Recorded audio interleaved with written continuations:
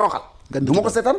d'accord alors monsieur le ministre assemblée lañ taxaw ba léegi gis nañ que ni premier ministre fan yi dem na fa ñaareel bi yoon face aux députés ci question yi ñëwal dëkk bi d'abord premier acte bi foofu l'opposition moo ko boycotté xam ne que ni le premier ministre nee na respecté wul opposition bi gis nga sax fan yi daanaka un débat boo xam ni xaw na jaaxal ñenn ñi naan bu toogee day balancé wu respecté wul gars yi siège bi muy toog day def nii di def nii gis nga ko amaana alors cette posture bi nga xam ne opposition bi am na ko véritablement nan nga ko gisee monsieur le ministre. mais dama koy respecté parce que le boycott est un acte politique. élection am na fii Sénégal élection législative Abdoulaye Wade nañ ko boycotté ñu boycotté ko. waxuma la nag dem à l'Assemblée. mais li ci doy waar rek mooy du wéy. du wéy ci non c'est pas possible da nga mën a dëkk ci boycotté. moo tax politique de la chaise vide amul njariñ amul pour man ku koy def nag yaa xam sa responsable bi ngay jël pour def ko parce que boo ko defee tey doo ko def suba. c'est néant. c'est maintenant politiquement da ngay marquer le coup parce que premier ministre bu sañoon bu ñëw assemblée fekk fa tous les députés. majorité comme opposition. rafetlu naa le fait que muy ñëw assemblée dafa war di bari. gis nga en France par exemple da ngay chaque semaine ou chaque mois le gouvernement ñëw à l'assemblée ñu toog wax avec c'est important. mais waruñu dem assemblée pour di dàggasante. pour di xuloo pour di waxante lu dul noonu te loolu nag lu ci ëpp c'est la responsabilité du premier ministre. ci naka parce que moom mooy kilifa gi moom mooy war di fàttaliku ne ku bëgg ak ku bañ mooy sa kilifa tey ci réew mi. ça c'est vrai. moom moo war a fàttaliku ne cër bi ko yàlla jox ñëpp dañ ko nangul ku ko bëgg ak ku ko bañ danga ko nangul. sa njaboot nag jarul nga leen maay seen kilifa. xam nañ ne yaay seen kilifa parce que yaay kilifa kër gi man posture boobu rek laa bëgg mu defaraat ci toogaayam xam ni war nañ ko tooñ sax mu jéggale war nañ ko wax lu dul noonu mu jéggale parce que tey yàlla moo dogal ni le premier des Sénégal le premier magistrat du Sénégal s'appelle pardon Bassirou Diomaye Faye. ñaari soxnaam ñooy les premières dames. ñooy yaayu askan wi xaw ma sax ku ci premier ku deuxième en tout cas ñoom ñaar. Ousmane Sonko tey mooy njiit ginnaaw Bassirou Diomaye Faye c'est lui le premier ministre du Sénégal ñun ñëpp moo ñu yëlif. le manque de respect bi opposition bi souligné da nga ci gis manque de respect par rapport ak ces paroles yi. bon j'ai même pas remarqué wu ma sax attitude nga wax ay ni muy toog ak des trucs comme ça. gis naa fan yi ils disent que du toogee day balancé wu day dem di ñëw tout ça. j'ai pas remarqué ça. bref xam nga yooyu yëpp. bu amee lu ñu mën a man boog personnellement lu mu mën a comprendre la. ci naka xam nga damay sant yàlla mu may ma mu fekk ay alternance gis gouvernement bu fi ñëw sa njalbeen na mu meloon socialistes yi rek ñoo rëccoon ci loolu. parce que les socialistes le régime de Senghor ba ci Abdou Diouf nañu doon tànne un ministre. da doon tànneef gu mucc ayib. ça ne veut pas dire que ministres yooyu ñoo gën ñi waxuma loolu. mais ku daan doon ministre ci temps wu Abdou Diouf wala temps wu Senghor surtout du bett kenn. da nga koy gis d'abord ci xam-xamam ci poste de responsabilité yi muy occupé ci évolution ba muy am. jaar-jaaram nga gis ko ni dafa mel ni kuy yéeg ci ay escalier mi ngi mel ni un militaire. bu nekk première deuxième classe nekk. caporal chef adjudant chef ainsi de suite nga di ko gis muy yéeg ba nekk lieutenant colonel ainsi de suite ba nekk colonel. da nga koy gis muy yéeg.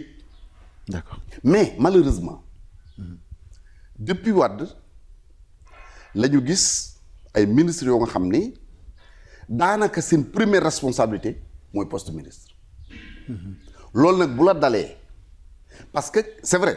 amul fu ñuy jàngalee doon ministre amul fu ñuy jàngalee doon président waaye am na fu ñuy jàngalee naka la ñuy gérer administration.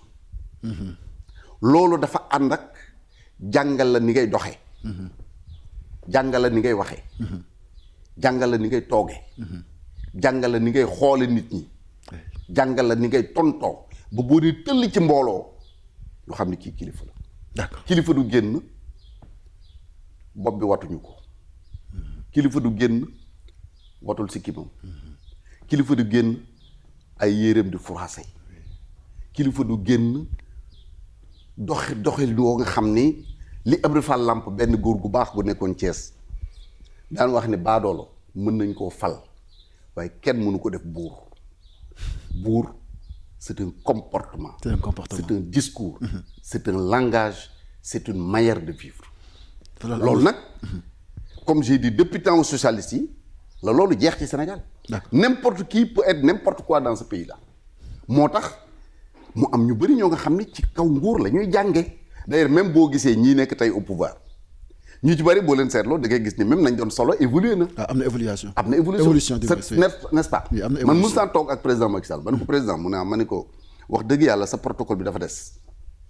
mun ma comment ma ne ko boo toogee xool taalu conseil des ministres ñii sol yëre yu weex ñii sol vert ñii sol orange ñii sol bleu c'est pas normal.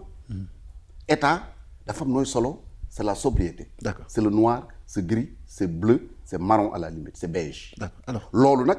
évolué na woon ne ak ñoom ak ñii aussi espéré naa ne dina évoluer parce que mi ngi changé. Ok alors pour jeexal ci assemblée nationale bi gis nañ que le député Guy Marius Sagna dugal na benn demande de mise en accusation jëm ci ancien président bi di Macky Sall jàpp nga ni loolu nan nga ko gisee. non yooyu ay xale la yow tamit état dafa am nu muy doxee une mise en accusation du looy xëy rek wax ko noonu wàcc xam nga kañ lañ mën a mettre en accusation nit. bu ñu defee une enquête ci nit. ba bu ko jàpp ni diw mii moo def nangam lii dossier baa ngi nii sur la table c'est à partir de ce moment seulement nga mën a def une mise en accusation ensuite président ñu ngi koy def mise en accusation ci haute trahison. Haute trahison oui. il faudrait que kuréelu réew mi mën a définir lan mooy haute trahison ak haute trahison naka la defee moom haute trahison. bu ñu demee ba loolu yëpp am nag.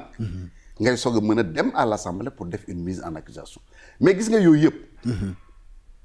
dañu defee ni Macky Sall lañ koy def mais defuñu ko réew mi lañ koy def. ci naka. réew lii tax ñëpp di sawar jëflante ak yow dañ lay naw xam nga partenaire au développement yi ñëw di jëflante ak suñu réew ak réew moom ñu mënti doon. bu ñu la lebalee bor lu mu gàtt gàtt day doon bor booy fay ci 20 ans 30 ans 50 ans. ça c'est vrai. waaye ñi li jëflante ak yow. bu ñu xamee ni gouvernement bu fi jógee beneen bi bu ñëwee raafal la nga fa defoon toroxal ña fa nekkoon kenn du jëflante yow parce que da nga naan man kii may lebal du moo may fay ëllëg ndax bor bi may leble maa ngi koy leble ñi ngi 2025 n'est-ce pas ma war ko fayeeku 2040 wala 2035 la jëm te mu wóor ma ni kii fi toog du fi toog ba booba te comme réew mi moom ku fi ñëw ñu toroxal la bu ku dem da ngay changer lépp te attention du Pastef rek moo ko njëkk a def. ku njëkk a def. Abdou Diouf moo fi indi CREI yi booba jàpp nañ ne ku àndul ak moom ñu def la ci kaso bi.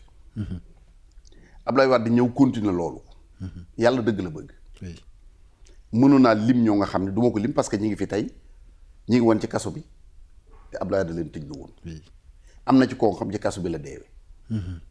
bi mu fi jógee Macky Sall ñëw il a connu la même chose. 25 personnes lañ def liste déposé ko aéroport ni bu kenn génn réew mi te damay fàttaliku ni même quand Abdoulaye Wade est venu mesure bi ñu jëkk a jël mooy interdire ay nit yu génn territoire sénégalais du ma ko fàtte comme si c'était aujourd'hui am na une délégation du parti socialiste bu waroon dem bi réunion de l'internationale socialiste dañ dem aéroport ñu dëpp leen. ñu doon dem. ñoom du ngeen dem. Macky Sall def la même chose. Ousmane Sonko def la même chose. kon dafa jot pour ci question yooyu ñu am ci benn consensus. ndax man jàpp ma ni war nañu mën a fekk nit parce que dafa am du benn yoon du ñaar du ñett nit ku nekk bitim réew wala nga nekk dans le privé wala nekk ci beneen organisme international di fa liggéey di gagner salaire bu mat 20 millions par mois uuf sa njaboot kenn xamuloo dara parce que comme on dit pour vivre heureux il faut vivre caché. ngay dund sa dund. ñu ñëw ni la yow kat réew mi da laa soxla. mun naa jël cas boobu dama koy répéter toujours le cas de Manar Sall. parce que bi ko Macky Sall di woo naan ko ñëwal fekk mu nekk patron wu mobile en Afrique. imagine kooku li muy gagné. c'est beaucoup. Macky Sall ni ko Sénégal dafa war am pétrole ak gaz. ñu nekk ci ay négociations. ku mel ni Serigne Mboup nekkoon Petrosen que je salue au passage def ci un travail important Macky insisté pour que Manar Sall Serigne Mboup ak ñu mel ni ñoom bàyyi la ñu jàppoon ñëw représenter le Sénégal bu ñu daan gagné 20 millions di gagné 2 ou 3 millions par mois def sacrifice boobu nekk pendant 3 ans la ñu négocier accords yi ñu am nii sur le pétrole et le gaz ñetti at ñu di ko négocier ñooñu dañu indi seen expert dans tous les domaines ay juristes ay avocats ñëw toog benn virgule mën nañ ko discuter pendant 2 jours ba Sénégal am ci résultat yi mu am kooku noonu Macky Sall mi ko fi tegoon dem na waxuma ni buñ ko topp. oui parce que kuñ jox alalu réew mi war nañ li mën a topp. dëgg la mais na rafet.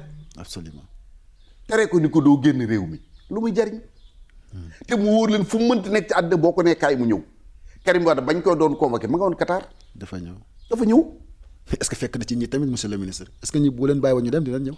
mais lu ñu daw fu ñu jëm pour joxe un exemple Mansour Faye fu mu jëm dina bàyyi këram bàyyi njabootam bàyyi Sénégal daw dem pour defi lan il faut qu'on arrête ça te ñu xam ni ay nawle la ñu ñun ñëpp te mandat dafa gaaw a jeex xam nga ñi ñetti at a fi des mandat bi jeex parce que lekk nañ 1 an dernière année électorale la. dëgg la na lépp rafet. kon jàpp nga ni donc mën nañu topp ku ñu bëgg a topp. mais soxlawul ñu jël nit def la ca kaso bi di def enquête. jëlal le cas de Lat Diop avec kii amuma moom benn affinité du sama xarit du sama dara juste on se connaît c'est tout mais ku ñuy tuumaal 8 milliards. ñu mujj chambre d'accusation ci 15 millions la mujj. ça veut dire que mérité woon di dem kaso nañ waxante dëgg.